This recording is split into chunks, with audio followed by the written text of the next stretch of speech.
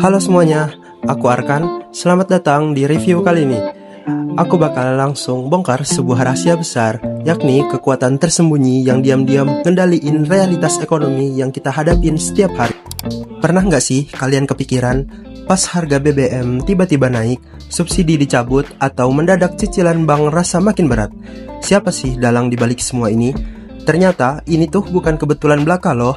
Ini adalah manuver yang udah dihitung matang-matang oleh dua superhero pengawal ekonomi kita, kebijakan fiskal dan kebijakan moneter.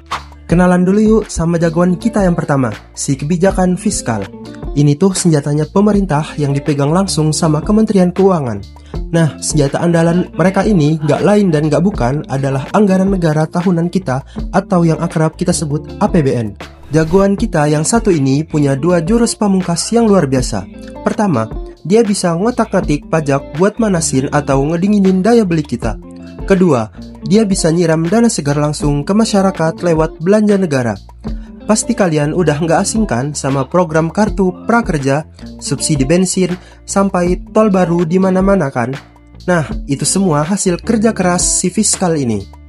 Oke, buat nyimbangin kekuatan tadi, kita punya jagoan kedua, kebijakan moneter. Beda banget nih sama kebijakan fiskal. Moneter ini mainnya independen, dikendalikan penuh sama Bank Indonesia tanpa campur tangan pemerintah. Fokus utama mereka cuma satu, ngejagain nilai uang yang ada di dompet kalian agar tetap stabil. Amunisi Bank Indonesia ini juga nggak main-main loh. Mereka juga bisa ngatur BI rate yang efeknya langsung bikin cicilan kredit kalian bisa lebih murah atau malah jadi lebih mahal. Gak cuman itu, mereka juga rajin melakukan operasi pasar terbuka dan ngatur giro wajib minimum alias batas duit yang wajib disimpan sama bank. Ini semua dilakuin semata-mata biar inflasi tetap tiarap. Nah, yang krusial itu perbedaan cara mereka bereaksi. Kebijakan moneter tuh ibarat ninja, bisa gerak super cepat dan langsung eksekusi karena mereka independen. Sementara kebijakan fiskal, ya butuh waktu lebih lama untuk ngelewatin proses ketok palu buat persetujuan APBN di legislatif. Coba bayangin deh, kalau pemerintah lagi bakar duit gede-gedean buat mancing orang belanja, di saat yang sama, BI malah naikin suku bunga tinggi-tinggi buat ngerem ekonomi. Kan nabrak tuh kekuatan mereka, malah bakal saling ngebatalin. Makanya, sinkronisasi yang benar-benar pas itu udah jadi harga mati buat kendala jagoan ini. Studi kasus mengalahkan krisis ekonomi. Mari kita lihat langsung bagaimana duet dinamis ini ngebuktiin kerjasama tim mereka waktu harus berhadapan sama krisis raksasa. Musuh besar pertama mereka yakni pandemi COVID-19. Wah, ini sih krisis beneran. Indonesia sampai ngalamin ekonomi minus untuk pertama kalinya dalam 20 tahun. Ini jelas butuh misi penyelamatan darurat tingkat tinggi yang geraknya harus instan. Pemerintah langsung tancap gas di garis depan, ngeluarin jurus ekspansi fiskal besar-besaran.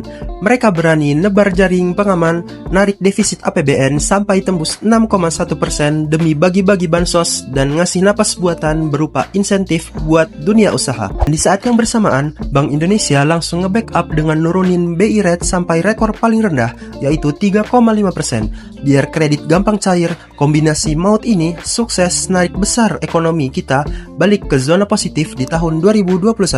Tapi sayangnya, napas lega kita cuma sebentar. Waktu perang Rusia-Ukraina pecah, harga barang-barang global langsung terbang bebas. Muncul lagi deh musuh baru yang gak kalah ngeri, yakni inflasi tinggi. Lagi-lagi, kolaborasi mereka luar biasa. Waktu inflasi nyentuh angka 5,95% di pertengahan 2022, BI langsung agresif naikin suku bunga sampai 6%. Sementara itu, pemerintah nahan harga BBM pakai subsidi gede-gedean, biar kita tetap kuat jajan. Hasilnya, di 2023, inflasi berhasil dibanting turun dan jinak di angka aman 2-3%. Dari rentetan kejadian tadi, kelihatan banget kan kalau kebijakan makro itu bukan cuma teori bosenin di buku cetak. Mereka lah penentu utama apakah kalian bisa beli beras dengan harga wajar, bisa dapat modal buat UMKM, bisa nikmatin fasilitas jalan desa, sampai gampang susahnya kalian mencari pekerjaan. Sekian penjelasan singkat materi dari saya. Sampai berjumpa di lain waktu. Terima kasih.